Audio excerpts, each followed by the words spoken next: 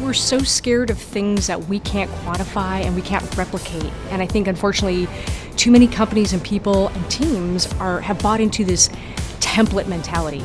I want to see what other companies do, but you're not that company. Your customers are different. Your path is different. Your story is different.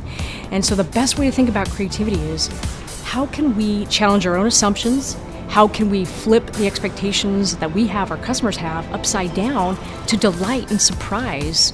Because I think attention flatlines after a while, and people want more. And the way to do that is to go to places where your competitors aren't.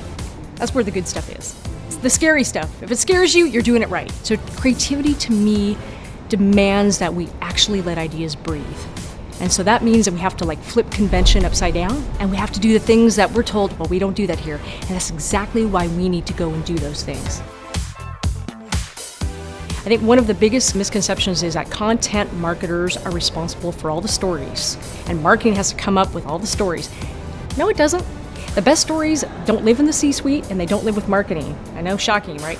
They live with customers, they live with partners, they live with, who says you can't put a story out there, start a story, and let your customers finish the story and create that with you? And I think sometimes brand guidelines, though we need them, can be a crutch. So you got to make teams feel like they can take risks.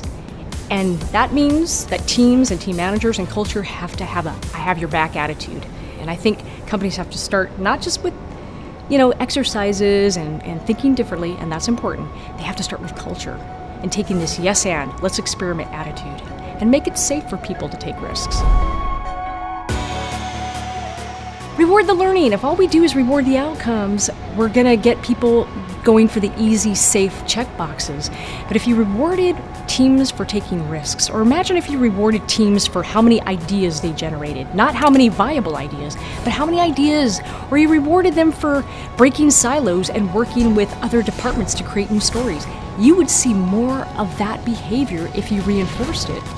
Become a learning organization and an organization committed to curiosity.